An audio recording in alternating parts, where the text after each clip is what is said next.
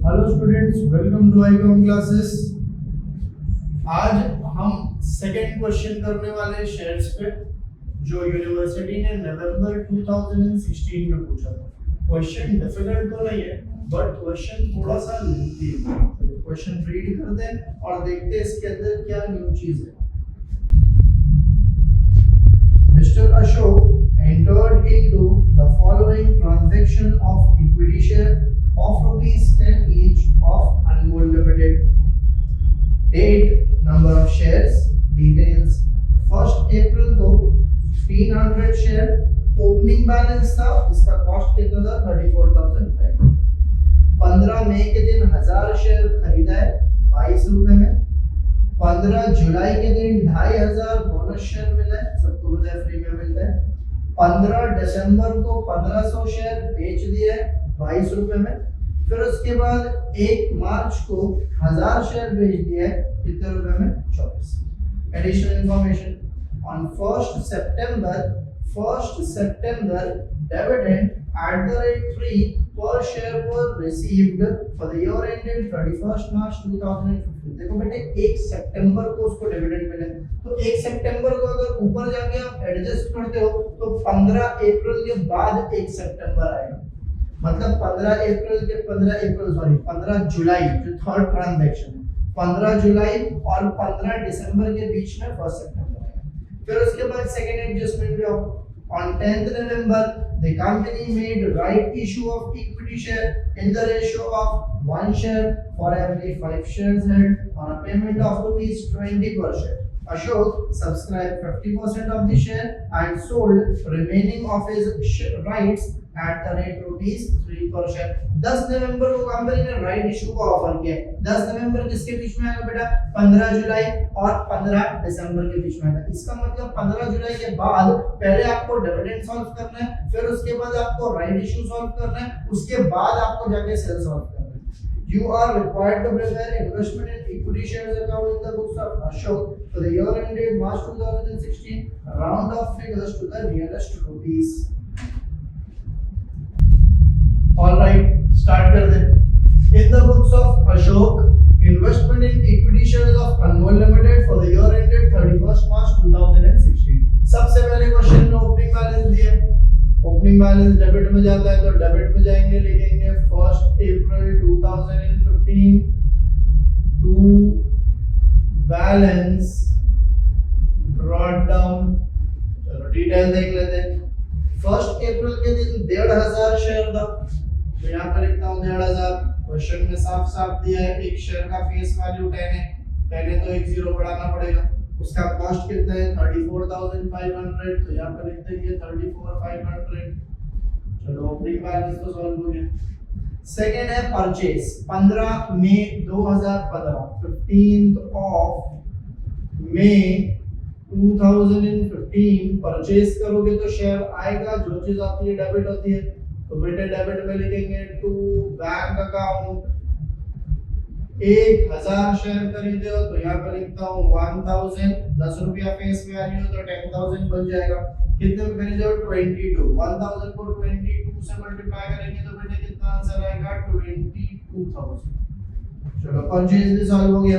फिर 15 जुलाई को बोनस मिला है, बोनस मिलेगा तो शेयर आएगा। जो चीज आती है अगेन डेबिट होती है, तो डेबिट में लिखेंगे टू बोनस शेयर्स। कितना 2500। फेस वैल्यू 10 है तो एक जीरो बढ़ाना पड़ेगा, फ्री में मिलता है, इसके लिए कॉस्ट के कॉलम में कुछ नहीं। कभी मिला है 15 जुलाई 2015। 15 जुलाई के बाद नेक्स्ट ट्रांजैक्शन 15 दिसंबर को सेल है तो, लेकिन अगर एडजस्टमेंट में जाओगे तो पता चलेगा 1 सितंबर को डिविडेंड मिला है और 10 नवंबर को कंपनी ने राइट इशू किया है। तो बेटे 15 दिसंबर से पहले आपको सितंबर और नवंबर सॉल्व करना पड़ेगा। तो पहले सितंबर नीचे जाके सॉल्व करते हैं।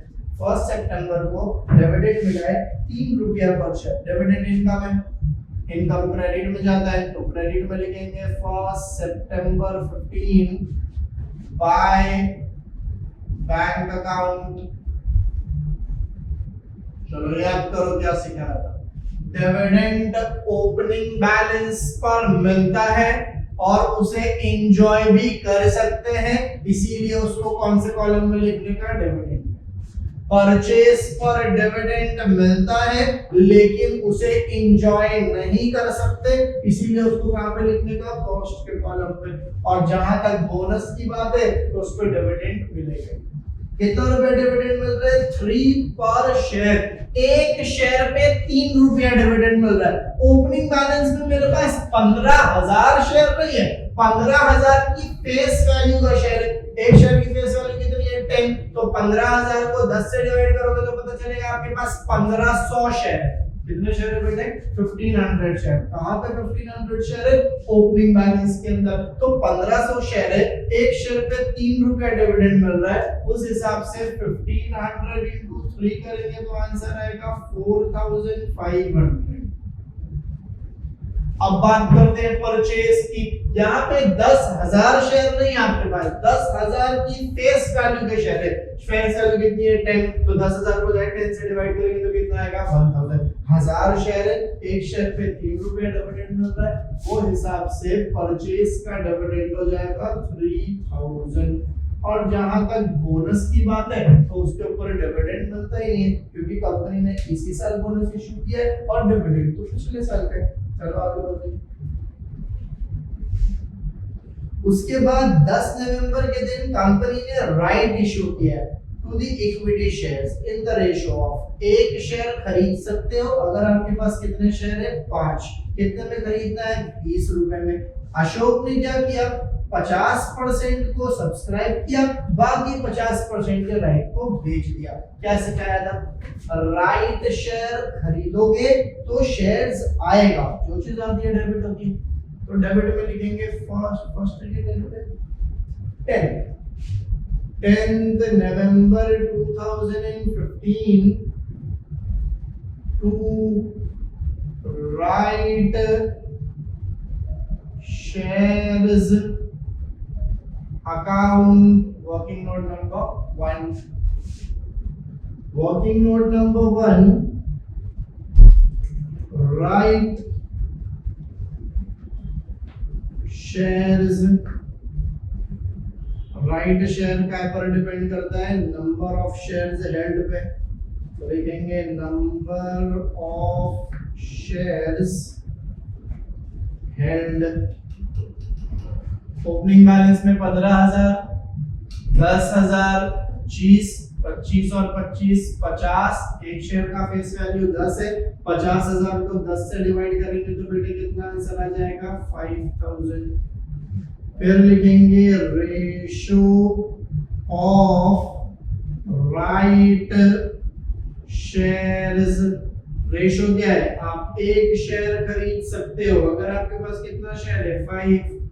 Therefore right shares is equal to, मेरे पास 5000 शेयर है, मैं एक शेयर खरीद सकता हूं अगर मेरे पास कितना शेयर है, 5। इसका मतलब मैं 1000 शेयर परचेज कर सकता हूं। अब क्या हुआ, 1000 तो मैं खरीद सकता हूं, मगर अशोक ने सिर्फ 50% सब्सक्राइब किए, 50% सब्सक्राइब्ड, 50% कितना आ जाएगा इसका, 500 shares at the rate rupees. कितने में खरीद रहा है भाई, 20 रुपए, 20 ईच, तो 5 2 10, 3 0 कॉपी करेंगे तो आंसर आ जाएगा 10,000।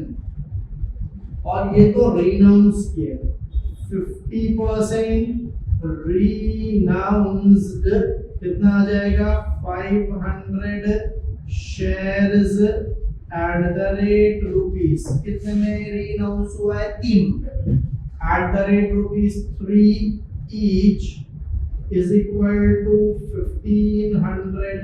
बेटे ये तो प्रॉफिट है, प्रॉफिट यहाँ रिकॉर्ड ही नहीं होता, उसको भूल जाओ, पीएनएल में जाएगा। जहां तक इसकी बात है तो इसको यहाँ पे लिख दो, 10,000 की कॉस्ट है, कितने शेयर खरीदा हूँ, 500, एक शेयर का फेस वैल्यू 10 है तो कितना हो जाएगा, 5000। सक्सेसफुली डिविडेंड भी सॉल्व हो गया, राइट शेयर भी सॉल्व हो गया। अब नेक्स्ट ट्रांजैक्शन सॉल्व करते हैं। 15 दिसंबर के दिन 1500 शेयर बेचा है, बेचोगे तो शेयर जाएगा तो क्रेडिट मिलेंगे 15 दिसंबर 15 बाय बैंक अकाउंट कितने शेयर बेचा है 1500, एक जीरो बढ़ा देंगे तो कितना हो जाएगा 15,000। कितने में बेचा है जरा देखो तो, बेचा है 22 रुपए में, तो 1500 into 22 is equal to 33,000। अब देखना पड़ेगा बेचने की वजह से प्रॉफिट हुआ है कि लॉस। चलो फटाफट working note number 2 P&L on cell. चलो बेटे सबसे पहले क्या लेंगे सेल प्राइस। सेल प्राइस कहां से मिलती है कॉस्ट के कॉलम से, 33,000 minus weighted average cost, 3 line का bracket, face value and cost. Face value के लिए क्या करोगे पूरा डेबिट प्लस करेंगे, पूरा डेबिट है 25,000 50,000 55,000। क्रेडिट में ये इसके ऊपर फेस वैल्यू है ही नहीं, होती तो माइनस कर देते, नहीं है तो आज इट इज 55,000 लिख दो। अब कॉस्ट पे आ जाओ, सेम पूरा डेबिट प्लस करो, 34,500 प्लस 22,000 प्लस 10,000। क्रेडिट में आओ, करंट कॉस्ट को छोड़ दो, ऊपर 3,000 माइनस कर लो, 63,500। चलो करंट ट्रांजैक्शन का फेस वैल्यू, करंट ट्रांजैक्शन का फेस वैल्यू 15,000 है, तो 15,000 क्वेश्चन मार्क क्रॉस मल्टीप्लाई करेंगे इनटू 15,000 डिवाइडेड बाय 55,000, कॉस्ट आ गया 17,318, 17,318 का इसका कॉस्ट था। तो 33,000 में बेचे हो और पड़ा कितने का था 17,318 रुपया, तो बेटे आपको प्रॉफिट हो जाएगा 15,682 का।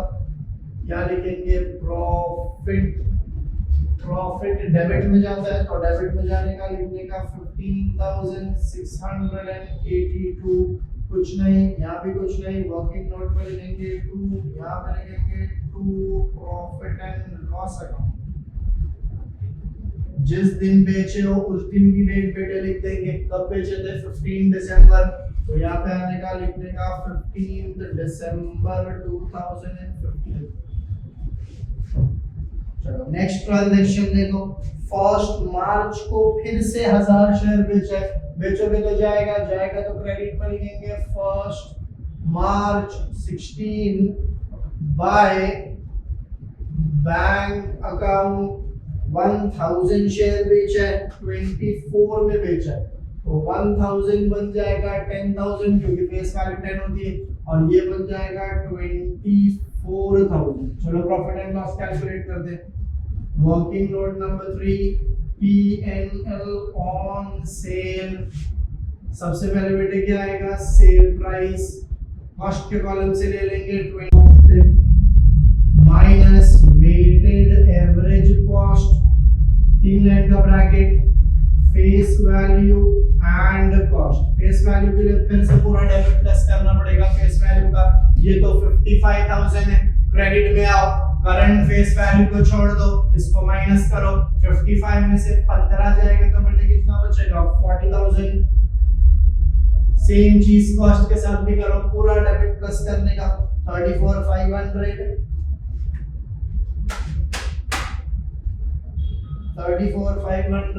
22,000 10,000 and 15,682 डेबिट प्लस कर लिया। क्रेडिट में आओ, करंट कॉस्ट को छोड़ दो, 33,000 को माइनस करेंगे और 3,000 को माइनस करेंगे, 33,000 and 3,000 कॉस्ट आ गया 46,182।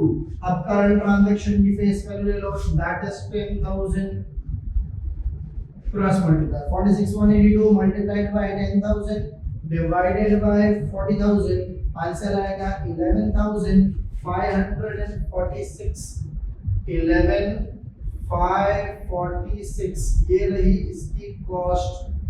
24,000 में मैंने बेचा, पड़ा था मुझे 11,546 रुपीस में, तो मुझे 12,454 का हो गया बच्चे प्रॉफिट। प्रॉफिट डेबिट में जाता है, डेबिट में जाएंगे, लिखेंगे 12,454 working note number 3 to profit slash loss account. Sale की डेट लिख दो, सेल की डेट है 1 मार्च 2016। चलो फटाफट क्लोज करते हैं। दिस साइड इज 55,000 यहाँ पे लिख देंगे 55,000। 55 में से 10 जाएगा, 45 बचेगा, 45 में से 15 जाएगा, कितना बचता है 30,000। यहाँ पे लिखेंगे by balance carried down your and का डेट 31 मार्च 2016। अब इसको क्लोज कर लो। 4,500 योर आल्सो 4,500 माइनस करने को कुछ नहीं है, बचेगा भी कितना 4,500। या लिखेंगे 2P&L balancing figure year and का डेट दे दो मार्च 2016। अब कॉस्ट पर क्लोज करते हैं।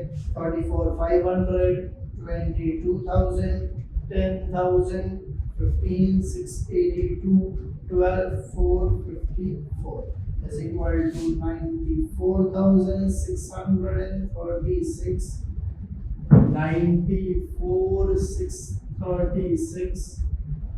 अब क्रेडिट में माइनस करते हैं 3,000 33,000 24,000।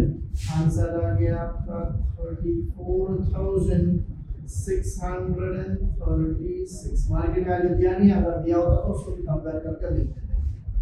अभी हम लोग जो नेक्स्ट क्वेश्चन करेंगे बेटा, उसके अंदर शेयर्स भी रहेगा और डिवेंचर भी रहेगा। मतलब एक ही क्वेश्चन है जिसके अंदर शेयर और डिवेंचर दोनों को क्लब कर दिया, तो आपको शेयर के लिए एक अलग अकाउंट बनाना पड़ेगा और डिवेंचर के लिए अलग अकाउंट बनाना पड़ेगा। ऐसा क्वेश्चन सिर्फ एक ही बार पूछा था, और जहां तक मुझे याद है ये क्वेश्चन कुछ 2013 या 2012 में पूछा था। जब कल करेंगे हम लोग वो क्वेश्चन तब देख लेंगे। Till then take care.